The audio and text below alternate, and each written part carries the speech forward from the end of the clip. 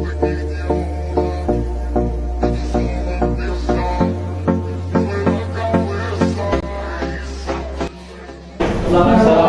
warahmatullahi wabarakatuh. Waalaikumsalam warahmatullahi wabarakatuh.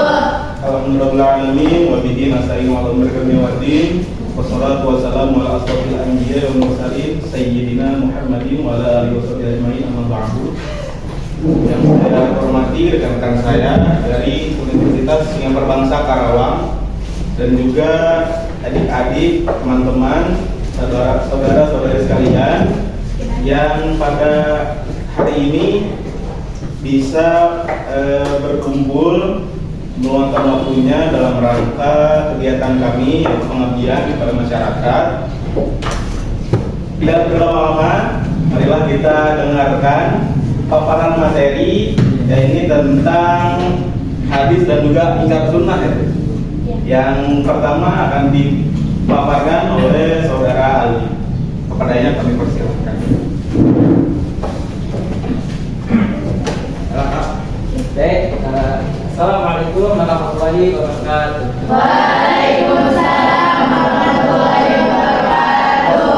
Gimana kabarnya? Alhamdulillah. Luar biasa. Allahu Akbar. Apa kabar semuanya? Alhamdulillah, luar biasa. Allahu Akbar. Alhamdulillah. Alhamdulillah, baru. Baik, perkenalkan, nama kakak Muhammad Adi Jansa. Kakak hari ini presentasi untuk Bangsa Karawang. Ini ada logonya, lihat aja. Karena mau jelasin tentang hadis. Apa sih itu hadis?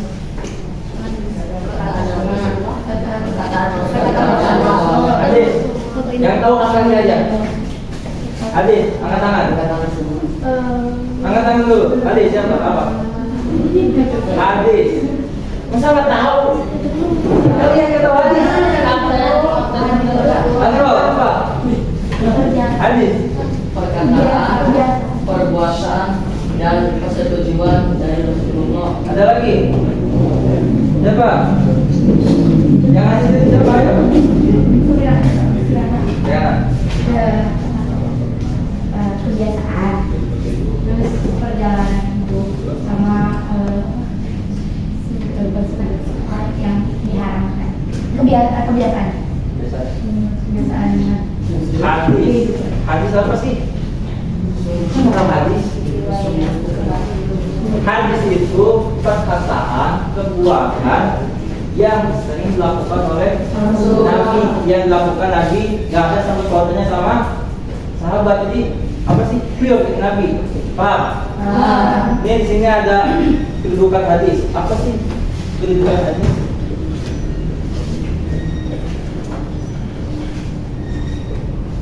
Baca nggak? Baca ya. Kedudukan hadis. Yang pertama itu ada tugas Nabi. Tugas Nabi dalam kedudukan hadis ini. Tugas Nabi. Apa tugas Nabi? Atau tugas Rasul apa sih? Ngapain aja gitu kan? Tugas Nabi. Apa? Menjelaskan Al-Quran.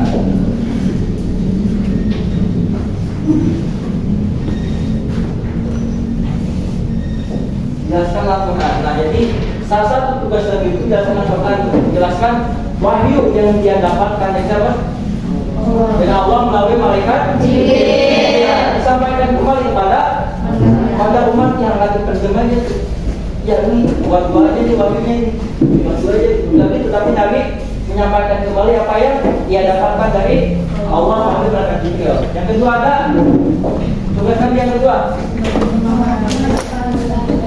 Suri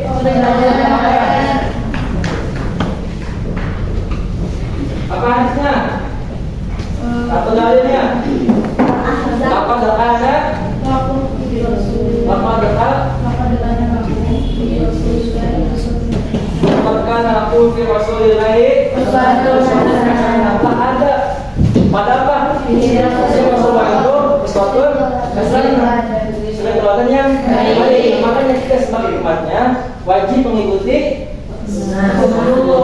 matlogi bahan sunnati Faraisa ini karena siapa yang tidak mengikuti sunnah-sunnahku maka ia bukan termasuk Ramadan. Nah, kalian itu sana juga. Suka puasa Senin Kamis gak? Hadiahnya dipakai nggak? Pakai berarti kita udah masuk ke Nabi. Yang ketiga apa? Tugas Nabi.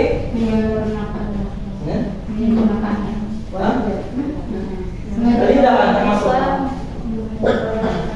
Yang ketiga, mempunyai wewenang untuk membuat peraturan. Mempunyai. Nah, untuk membuat suatu peraturan, misalkan makan boleh duduk atau enggak? Boleh. Bingung kan? Makan duduk atau berdiri? Duduk. Nah, hadisnya apa?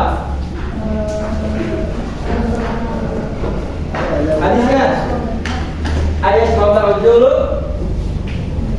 Ayat sekolah dulu. Oh, diajakin enggak? Ayat sekolah dulu bagaimana? Rasulullah telah melarang seorang itu makan minum sambil berdiri. Itu dilarang sama Nabi. Kalau misalnya kalian masih kayak gitu berarti apa? Bukan Nabi, tapi tidak mengikuti sunnah Nabi. Nah, makanya kita katakan kalian ini wajib menjalankan sunnah-sunnah Nabi.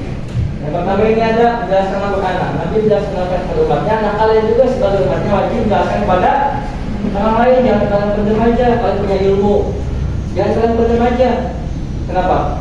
Karena salah satu pahala yang gak akan putus pahalanya itu adalah salah satu ilmu yang bermanfaat. Nanti ditanya kalian di kiamat, kalau misalkan banyak ilmu tapi kalian tidak tahu, maka siap-siap kalian dilaknat sama ilmu itu sendiri. Ilmu itu akan mengatakan kita kalau misalkan kita mendem aja nih ilmu, gak menyampaikan. Yang kedua ada keteladanan. Kalau sudah pasti bisa lah mengikuti sunnah Nabi, sunnah yang dilakukannya, yang tidak dilakukannya jangan dilakukan. Yang ketiga ada mempunyai wewenang. Apa yang dilarang oleh Rasul tinggalkan. Apa yang diperintahkan oleh Rasul tinggalkan. Paham nggak? Paham. Ini katanya. Baik, selanjutnya akan disampaikan oleh teman kakak yaitu Kak Meli Jolisa saja. Padanya saya persilakan.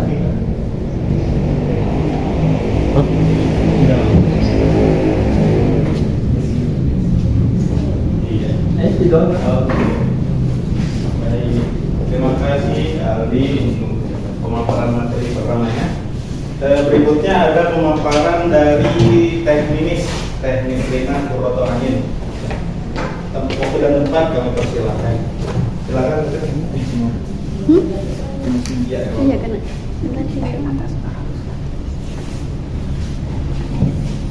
Assalamualaikum warahmatullahi wabarakatuh. Waalaikumsalam warahmatullahi wabarakatuh.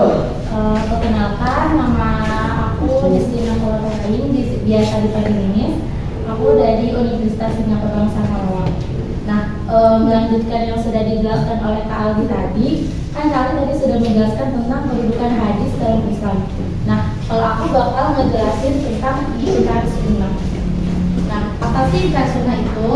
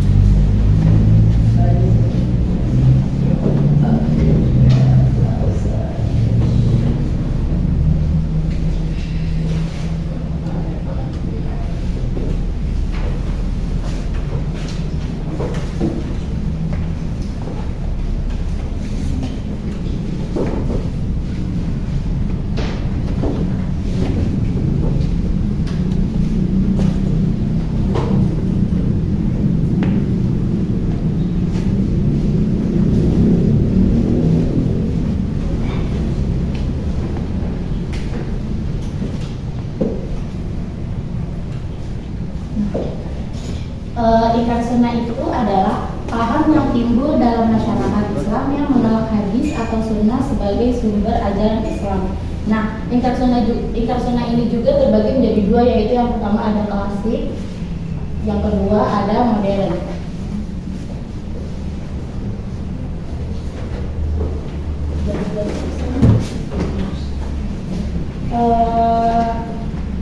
Sejarah ingkar sunnah klasik yaitu menurut Imam Hasan Al-Basri atau ulama tabi'in, jika bakal munculnya ingkar sunnah terjadi pada masa sahabat, yaitu ketika seorang sahabat Nabi Shallallahu Alaihi Wasallam yang bernama Imran bin Husain sedang mengajarkan hadis. Tiba-tiba ada seseorang yang berkata, "Ajari kami Al-Quran saja."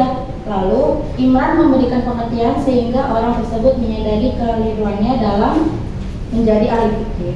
Nah, ingkar sunnah klasik ini juga berkembang pada abad kedua Hijriah, yaitu pada masa Imam Syafi'i di Basrah.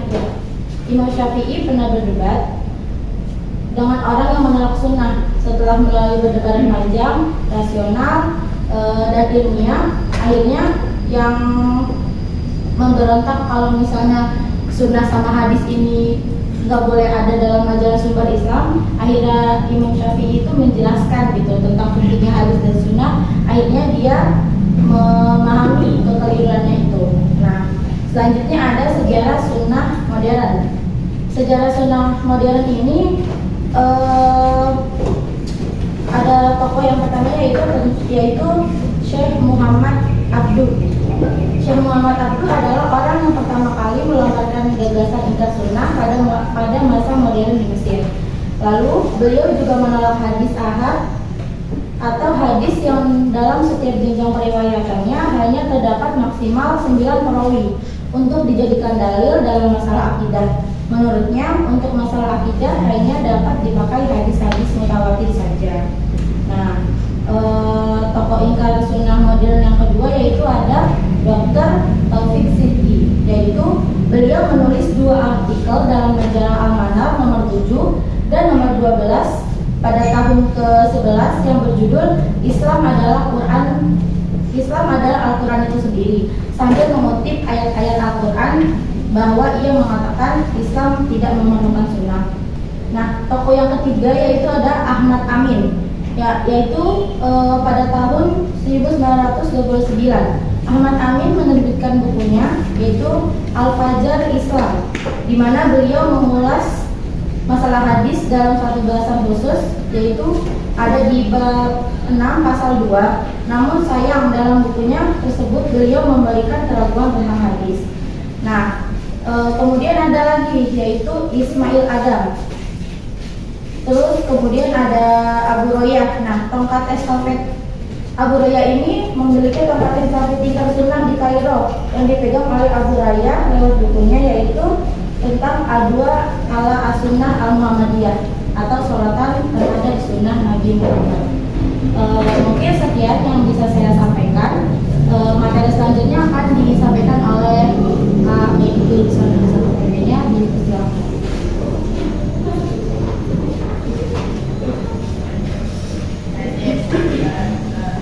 Baik, terima kasih waktunya untuk Teknik Rina.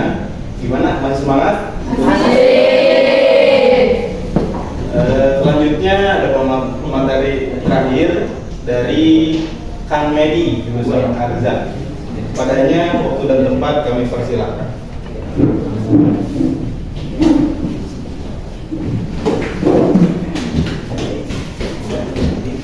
Assalamualaikum warahmatullahi wabarakatuh. Waalaikumsalam warahmatullahi wabarakatuh. Sampurasun. Sebelumnya perkenalkan nama saya Medi Yulisan Arza. Saya juga dari Universitas Berbangsa Karawang. Di sini saya akan melanjutkan bahasan dari sahabat-sahabat saya. Adapun yang pertama telah dijelaskan oleh sahabat Nabi bahwasanya tugas dan peran Nabi SAW. Kemudian pengertian ingkar sunnah juga telah dijelaskan oleh sahabat Istrina Protoai. Di sini saya ingin menyambung terkait ingkar sunnah modern. Tadi kan sudah dijelaskan yang di Mesir maupun yang di Mesir doang ya. Di sini saya akan melanjutkan dari India, ingkar sunnah modern yang di India. Contohnya atau penjelasannya bisa dilihat di PPT-nya. Adapun India adalah bekas negara jajahan Inggris. Jadi dulu untuk melepaskan diri dari penjajahan umat Islam, India menyerukan suara jihad dari penjajah, ya maksudnya dari penjajah. Para umat Islam India menyerukan suara jihad, yaitu perlawanan demi berjihad. Ya.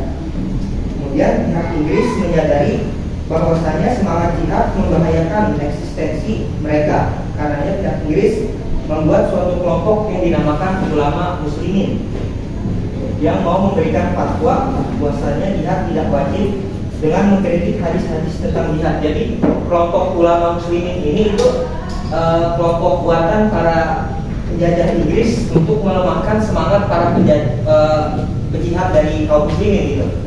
Terus salah satu tokoh-tokohnya adalah Garad Ali dan Mirza Ghulam Ahmad. Kemudian ada pun tokoh yang lain, yaitu bernama Ghulam Ahmad Parvez. Bisa dilihat di PPT-nya ya. Yaitu beliau mendirikan organisasi bernama Ahlul Quran, ataupun yang berarti keluarga Al-Quran. Namun isinya menyesatkan para umat Islam. Sampai sini paham ya? Kemudian Parvez juga menolak hadis secara keseluruhan. Jadi dia menolak hadis yang disampaikan Nabi secara ahad maupun mutawatir. Menurutnya Al-Quran hanya menyuruh kita mengerjakan sholat. Dia mengambil kesimpulan bahwasanya Al-Quran hanya menyuruh kita untuk mengerjakan sholat. Padahal kan di Al-Quran banyak perintah-perintah selain sholat kan, seperti puasa, berbuat baik juga kan. Kemudian sementara itu dia juga berkata bahwasanya tata caranya diserahkan kepada kepala negara untuk menentukannya. Di sini kan udah ada kesimpangan juga dari yang diajarkan Nabi. Padahal kan semuanya kan kita kembali lagi kepada Nabi Sallallahu Alaihi Wasallam. Kemudian ada tokoh Iqrar Sunnah modern di Malaysia, namanya Qasim Ahmad. Jadi tokoh Iqrar Sunnah di Malaysia salah satunya itu Qasim Ahmad seperti yang dilihat ini. Beliau yang seperti mengacaukan umat Islam di Malaysia seperti yang tadi sudah dijelaskan oleh India ya. Terakhir itu ada yang di Indonesia nih. Tokoh-tokoh Iqrar Sunnah di Indonesia diantaranya ada Abdul Rahman, kemudian ada Ahmad Sutarko, Nazwar Syamsu, Dalil Lubis dan lain-lain.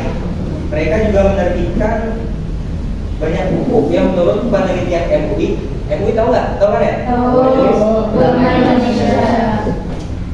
Namun buku-buku tersebut itu isinya menyesatkan gitu, menyesatkan umat-umat Islam dan akan mengganggu stabilitas nasional. Kemudian maka tanggal 30 September tahun 1983 Jaksa Agung Republik Indonesia melarang penyebaran maupun beredarnya buku-buku tersebut.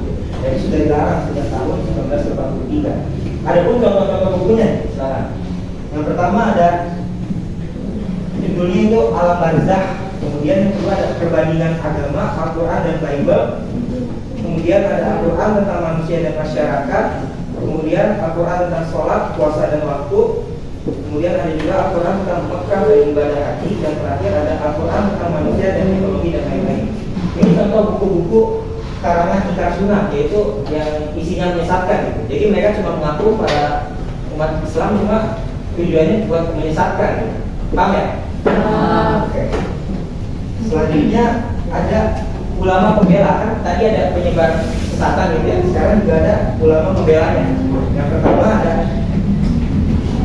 Profesor Dr. Mustafa As-Sibaki. Kemudian ada Profesor Dr. Mustafa Al-Adami.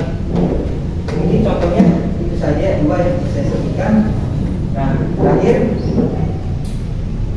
ada pula perbandingan Iqrar Sunnah klasik dan modern.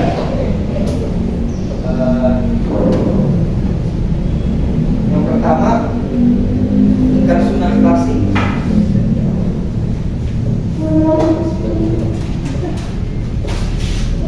Ini dari dulu sana.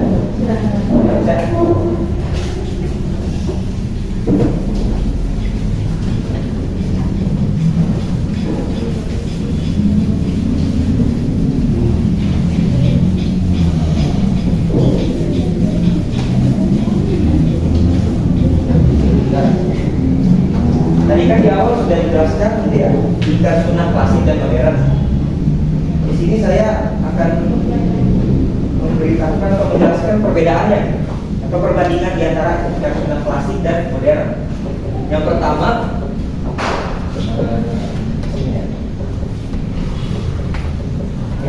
itu ingkar sunnah klasik munculnya pada masa sahabat. Pada masa sahabat Rasulullah SAW. Kemudian kalau ingkar sunnah modern itu munculnya pada abad ke-14 Hijriah. 14 Hijriah. Kelihatan nggak? Kelihatan. Pertama kali muncul di Kairo, Mesir dan India. Kairo, Mesir, India.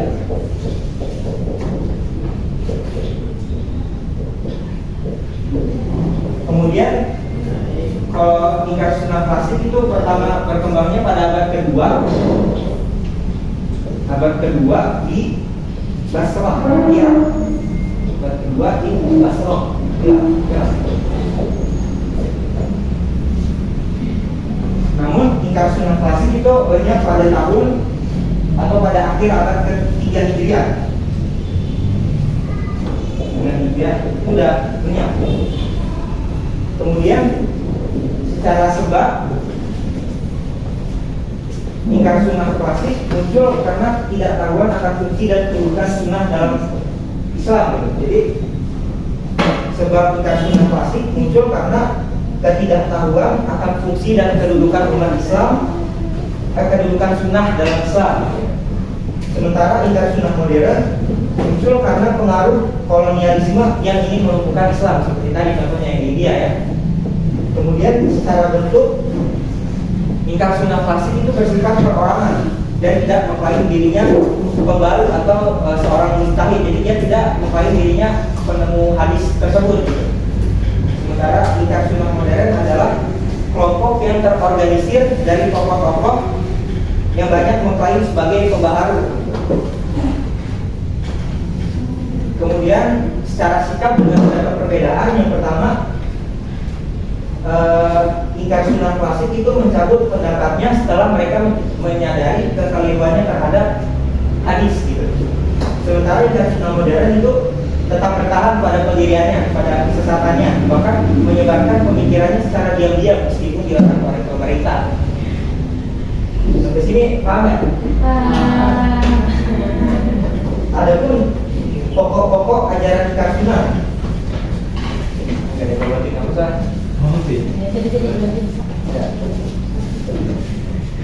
Nih, ini penting nih.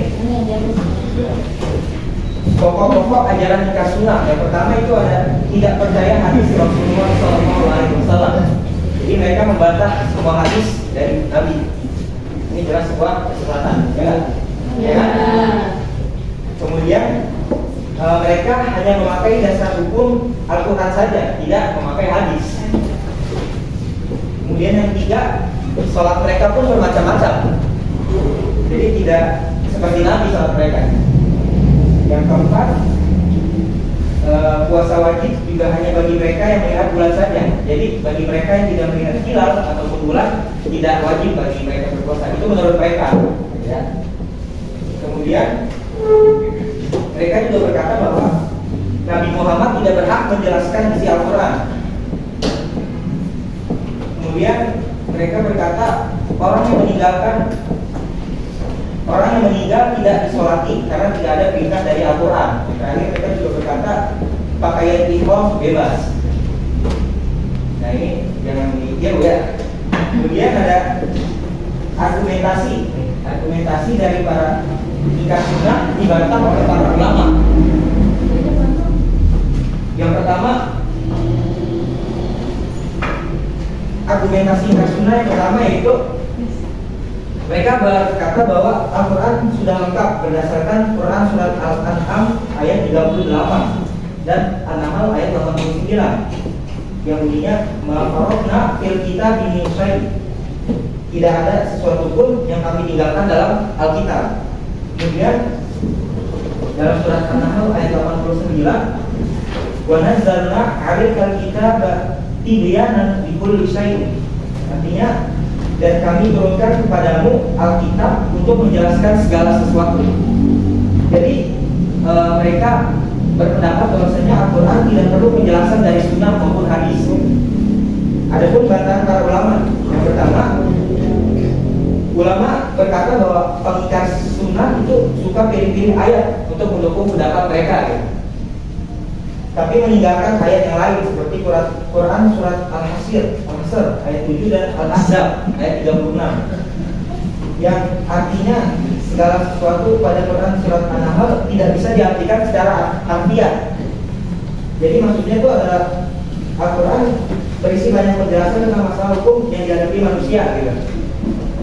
Kemudian selanjutnya argumentasi yang kedua itu mereka berkata Nabi SAW melarang sahabat menulis sunnah atau hadis. Seandainya sunnah atau hadis adalah sumber hukum Islam, maka tidak mungkin Nabi SAW melarang penulisannya. Kemudian bantahan dari para ulama yaitu ada hadis yang Nabi melarang sahabat menulisnya, namun ada juga hadis yang Nabi mengizinkan sahabat untuk menulisnya.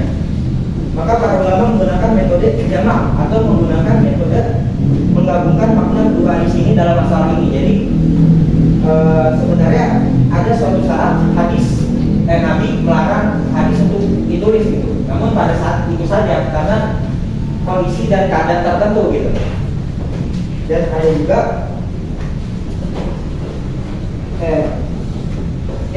apa tadi pada kondisi tertentu ya.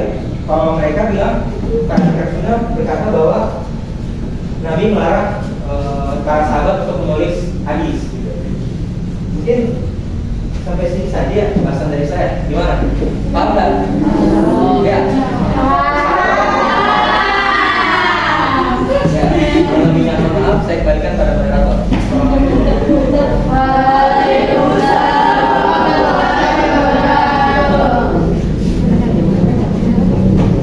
Baik, terima kasih kepada Kang Medi yang sudah memaparkan materi. Paham ya semuanya?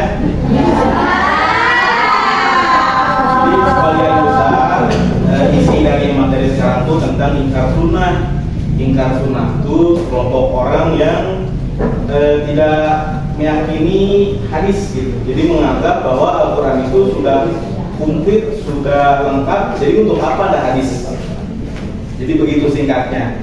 Jadi sekelompok orang ini sebenarnya mengaku Islam, cuma ajarannya menyesatkan karena menganggap dengan Al-Quran saja Islam sudah sempurna. Dengan tadi dijelaskan beberapa ayatnya, padahal kan Nabi pun ada tuh untuk menyempurnakan akhlak manusia ya.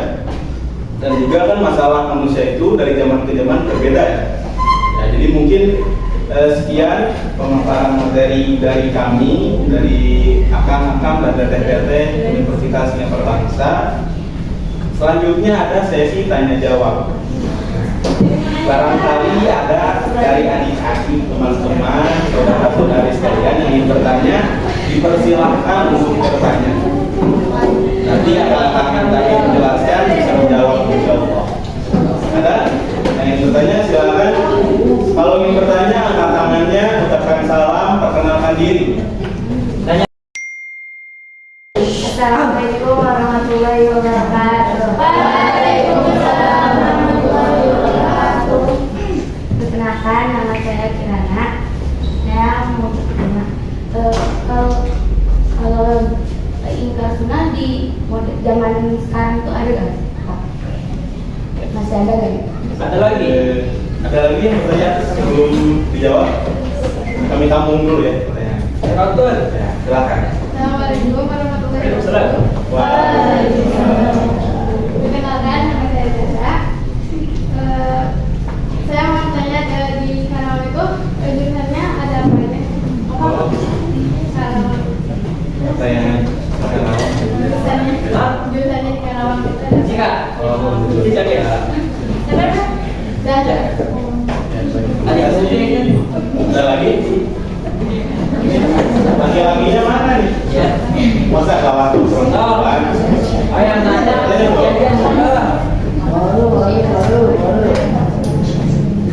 Gak usah malu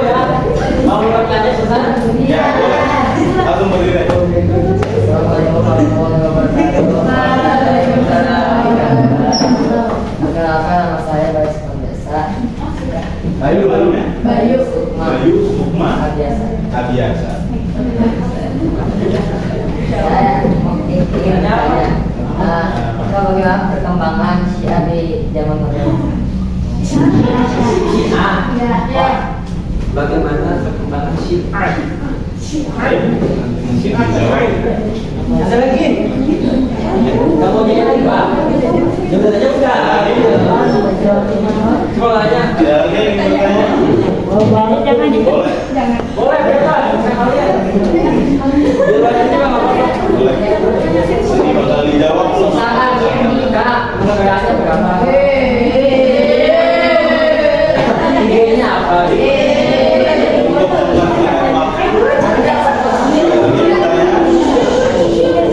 Lagi nggak? Kalau nggak satu.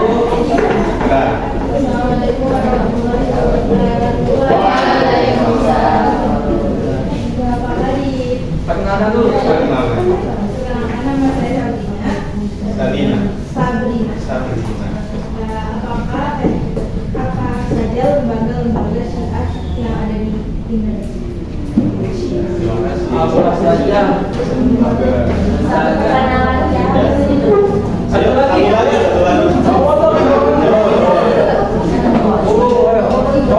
Ayo, Abdul. Warahmatullahi wabarakatuh. Waalaikumsalam warahmatullahi wabarakatuh. Kenalkan, nama saya Rifat. Saya akan mau bertanya, apa hukuman orang yang meninggikan Syiah modern? Jadi pertanyaannya hukuman bagi orang yang ingkar sunnah itu apa gitu ya? Ya.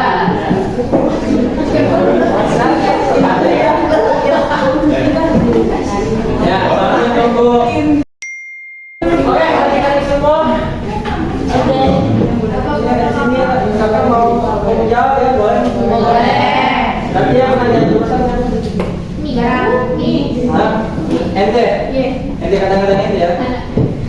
Jadi di Unisika itu ada fakultas namanya. Sebelum itu ada fakultas dulu. Fakultas itu kayak misalkan induknya jurusan. Nah, misalkan nih ada di fakultas hukum, ada ilmu hukum, ada ilmu hukum S1, ada ilmu hukum S2, ada STL yang ada.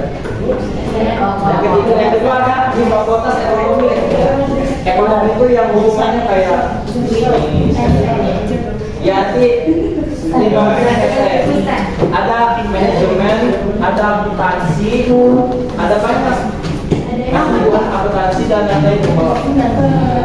Ada lagi di fakultas keguruan dan ilmu pendidikan. Itu adanya pendidikan matematika nih, jago matematika. Pengen masuk dia udah masuk aja tuh kan. Nah,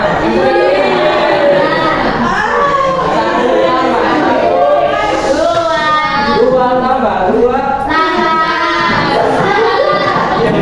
Ada lagi pendidikan bahasa Indonesia. Kalau yang pengen jago bahasa Indonesia yang baik itu ada lagi ini yang paling gampang, pendidikan jasmani dan olahraga. Iya, itu paling mudah. Ya matkulnya pasti olahraga itu kan yang pokoknya ini tuh suka jalan-jalan lah, stadion, olahraga itu aslian, nggak bohong. Yang ketiga ada keempat, ada fakultas pertanian. Kalau misalkan kalian mau jago nih, nanam misalkan nanam ini, nanam jambu, sehari buahan, gitu kan, bisa masuk fakultas pertanian. Ada agroteknologi, ada sama agribisnis. Nah itu ada dua. Yang ketiga ada, ketiga lagi sih. 5 ya. Ada fakultas teknik. Kalau misalkan jago teknik kayak Asmo kan tadi main di. Kalau misalkan Asmo tahu daun itu bisa masuk fakultas teknik. Ada teknik kimia nih kalau kalian jago kimia. Yang itu ada teknik elektro yang listrik kayak gitu. Tadi ya. Buat apa sih buat pesawat? Ada teknik mesin buat mesin pesawat. Ada teknik industri. Nah kalian yang suka industri kayak gitu, teknik lingkungan juga.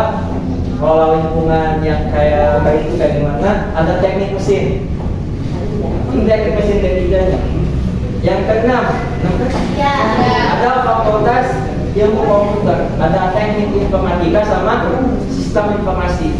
Banyak kan? Bingung kan? Ada lagi fakultas ilmu sosial dan ilmu politik nih. Kalau kalian pengen masuk ke TPN kayak gitu kan, boleh masuk. Ada ilmu pemerintahan dan lain-lain. Ada lagi nih fakultas agama Islam kita.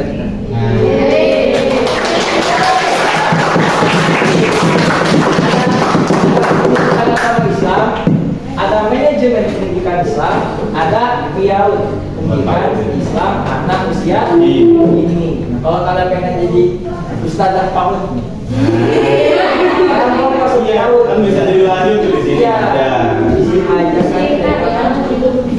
Ada lagi fakultas kesehatan, kalau kalian pengen jadi dokter, jadi perawat, boleh. Ada ilmu olahragaan, ada ilmu gizi nih, kalau kayak gizinya ya, empat sehat lima sempurna nggak apa-apa. Ada farmasi itu yang kayak obat-obatan, kalau yang obat domi atau ada lagi kebidanan, mau bidan.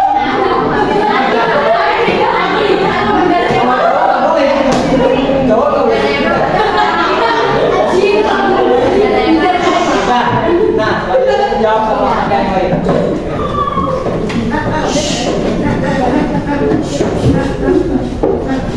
Oh iya. Empat lagi ya? Ya, tadi baru satu penanya ya yang dijawab dari Zahra ya.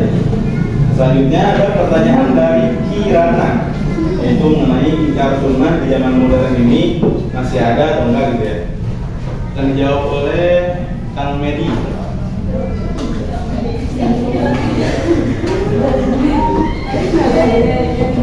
Baik, ini masuk ya. Pertanyaannya tadi kasusnya dari Kirana ya?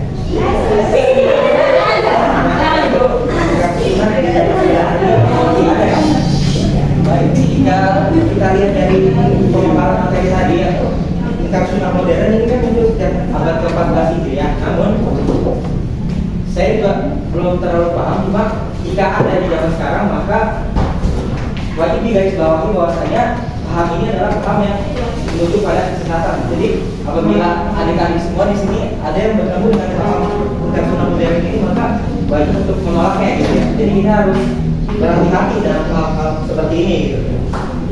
Kalau ingkar sunnah klasik saudaranya pada abad ketiga Hijriah. Jadi sejak ingkar sunnah klasik lenyap, barulah muncul ingkar sunnah modern gitu. Cuma di zaman sekarang yang bisa saya jawab adalah jika memang masih ada dan muncul di dekat atau di sekitar kami semua, maka paham ini harus kita tolak gitu ya, jangan kita ikuti gitu, karena ini adalah paham kesesatan.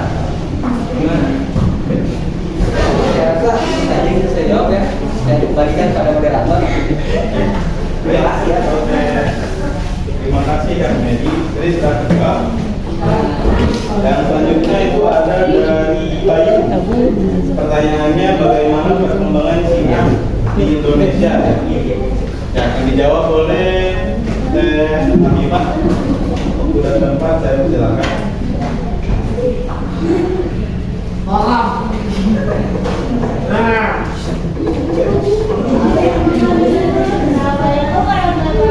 Waalaikumsalam warahmatullahi wabarakatuh. Perkenalkan, nama aku Putri Rafika dari Universitas Selanjutnya, ini menjawab pertanyaan dari saudara Bayu. Bagaimana perkembangan Syiah di Indonesia? Berdasarkan Google, perkembangan Syiah di Indonesia melalui 4 tahap gelombang, yaitu yang pertama Syiah masuk bersamaan dengan masuknya Islam ke Indonesia, dan yang kedua itu pasca revolusi Islam Iran, dan yang ketiga melalui intelektual Islam Indonesia yang belajar di Iran, dan yang keempat tahap keterbukaan melalui pendirian organisasi Ikatan Jamaah Ahlul Bait Indonesia. Tapi menurut sepengetahuan maka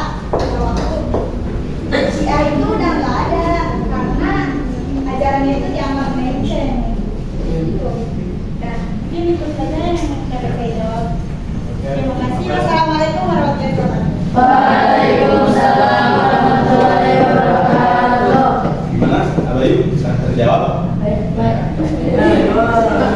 selanjutnya ada dari Sabrina. Bertanya tentang lembaga Sian di Indonesia ya. Ada apa saja? Ini dijawab langsung oleh saya. Iya, Nabila. Ini diluruskan ya yang tadi itu itu ya mungkin lembaganya itu cuma sedikit aja gitu, cuman ya juga jangan diketahui juga lembaganya. Contohnya tuh kayak pengajian umum Aribah di Pondok Indah, terus majelis taklim al hijab di Purwakarta, terus sama majelis taklim Anur yang menang tahu aku dan juga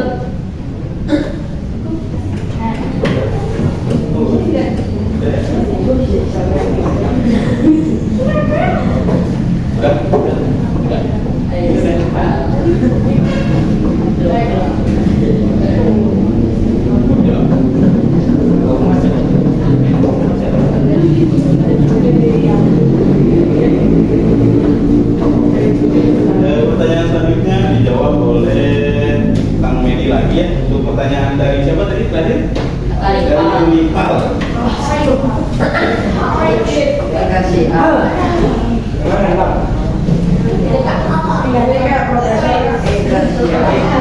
Saya ingin menjawab pertanyaannya Nipal, apakah hukuman bagi orang yang sunnah gitu ya?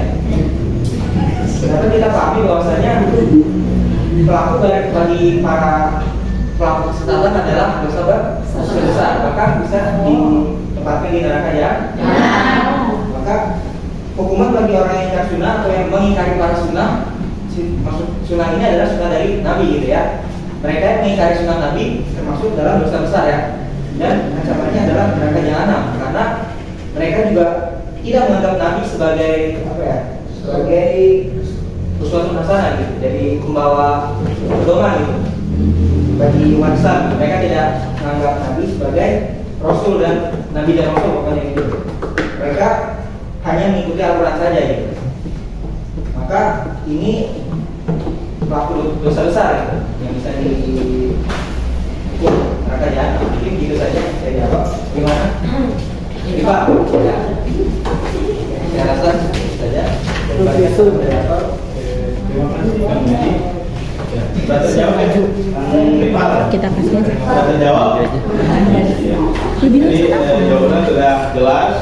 Dari 5 pertanyaan, 5-5-nya sudah terjawab. Nah, nanti untuk hadiahnya mungkin bisa langsung ditanyakan ke Adi. Terima kasih buat adik-adik, teman-teman, saudara-saudari sekalian yang sudah meluangkan waktunya. Mohon maaf apabila banyak kekurangan dalam penyampaian ataupun tutur kata dari kami yang kurang berkenan dalam hati kalian. Dan mungkin demikian dari kami mahasiswa Universitas Singapura Bangsa Karawang. Wallahu a'lam bishawab. Wassalamualaikum warahmatullahi wabarakatuh. Waalaikumsalam.